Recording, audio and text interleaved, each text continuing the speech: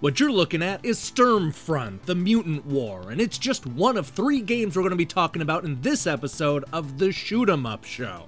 This is the show where we turn the spotlight on the dedicated developers that are still making fresh new shooters. Today's entries include reviews of Beekyr Reloaded, Rocket Blasters, and, of course, the aforementioned SturmFront. So heed this warning siren, because this is the Shoot 'em Up Show.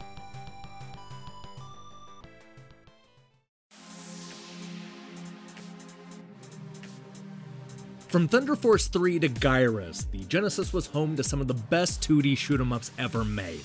One of my favorites as a kid was a small little arcade port called Insector X, which saw you invading the insect world as a tiny warrior named Kai.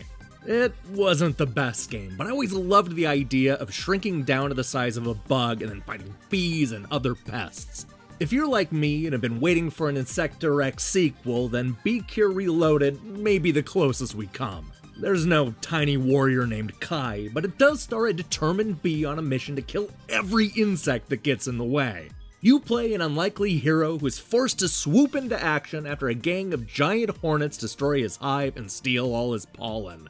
This sends the tiny bee on an epic adventure that'll see him shooting down poisonous scorpions, taking on the evil praying mantis, and eventually coming face to face with a dangerous hornet queen. It's a fast-paced yet lighthearted shooter that the developers call a cute 'em up. Although there are only 4 levels, each location has a bunch of bite-sized stages. These include the usual side-scrolling shootouts and overhead stages that are supposed to remind me of Space Invaders, but actually feel more like Donkey Kong 3. This doesn't include the boss stages, the bonus stages, and the stages where the whole point is to escape the caverns as fast as possible. Despite the straightforward gameplay and the boring power-up progression, there's quite a bit of content to find in Beekyr Reloaded. Depending on how you play it, there's between 18 to 29 stages, 17 boss fights, multiple endings, unlockable stages, and even different playable characters. I get the feeling the developer Kaleido Games hopes that this will be a good entry point for novice gamers, so there's still plenty of challenge for those of us shoot-em-up veterans. Now, for as much as I liked this game, I started to get the sense that it was trying to tackle too much at once. All the different types of levels are meant to add variety, but they just make the game look unfocused.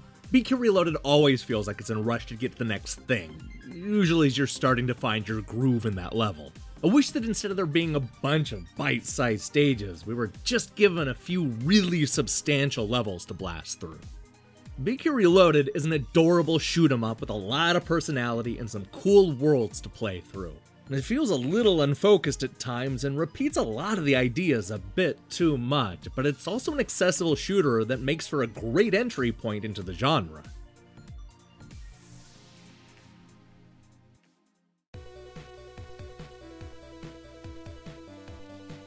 Simple isn't always a bad thing, especially when it comes to 2D shoot-em-ups.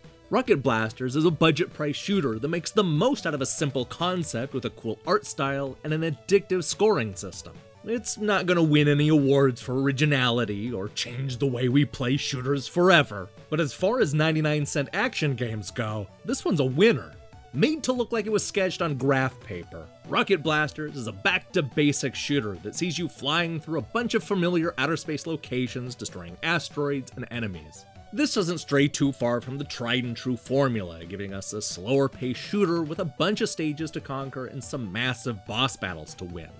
While you can only expect so much from a game that costs under $1, there are still some negatives worth bringing up. For one thing, the game has a bad habit of staying on the same background for too long. The game wants you to play 10 nearly identical stages before it moves on to the next background, which is at least twice as long as it should take. The leisurely pace of the action seems to have bled into the boring level designs. Another issue is that the game is a little tough to control with the keyboard. You can use either the arrows or the traditional WASD keys, but not a gamepad. The good news is that the slower pace makes using the keyboard a little more manageable, though I never stopped wishing I could use my PlayStation 4 or Xbox One controller instead. Between the stylish art design and the massive boss fights, there's a lot about Rocket Blaster's presentation that I like.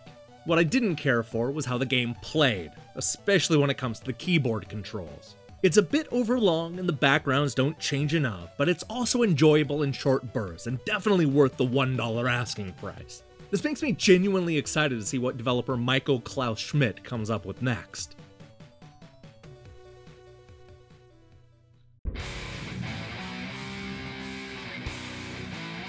One of my favorite types of shoot-em-ups was the overhead run-and-gun games like Ikari Warriors and Commando.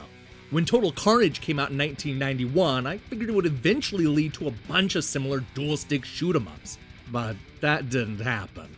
We've seen a few attempts to revive this style of action game with the likes of Renegade Ops and the appropriately named Kick-Ass Commandos, but these days it feels like the developers want to keep their shooters in tiny boxes.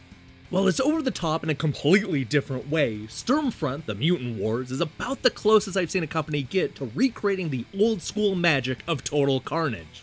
This is a deliciously cheesy shoot 'em up with a heavy metal soundtrack and an almost absurd amount of gore. You take control of a flawless cyborg fighter named SturmFront that is specifically engineered for war. He's on a mission to defeat the mutants before they can wipe out the humans once and for all. The gimmick here is the prototype cyborg is not only packing the usual high-powered guns, but also carrying a handy flamethrower for added protection. Beyond simply burning the mutants to death, the flamethrower will also convert enemy bullets into gems. It's such a simple thing, but it ends up making a big difference on how you end up fighting waves of bad guys in the large boss battles. This is a throwback in every sense. The graphics look like they could have been pulled off on the Genesis, and there's not a whole lot of depth beyond shooting and dodging. From the mutant-ravaged streets, to Earth's fake jungles, to the aliens' lair. The levels look good, and the enemies splatter about in the kind of way that would have triggered a massive backlash from parent groups in the early 1990s. My biggest gripe is that the game tends to be a little too easy. While there are a lot of moments that would normally be classified as bullet hell, the fact that you can literally erase enemy fire off the screen with your flamethrower can make the prototype cyborg too powerful. I also wish the power-ups were a little more interesting and impacted the game more. But when it comes right down to it, neither of these complaints should keep you from stomping out the hideous monsters in SturmFront, the Mutant War. It's an unfortunate name, but a great shoot-em-up. Hey, thanks for watching this episode of the Shoot 'em Up Show. So, here's the question I have for you. What's your favorite shoot 'em up console? You know, I think I'd probably have to go with the Genesis, but there are so many shooters on a bunch of great consoles. You could probably make an argument that the Super NES or even the PS Vita had the best selection. Let me know in the comments below. We'll be back tomorrow with Electronic Gaming Monthly's worst reviewed games of 1994. Followed on Friday by a review rewind episode that's shaken, not stirred. I suggest you click that subscribe button and give us a like. Until then.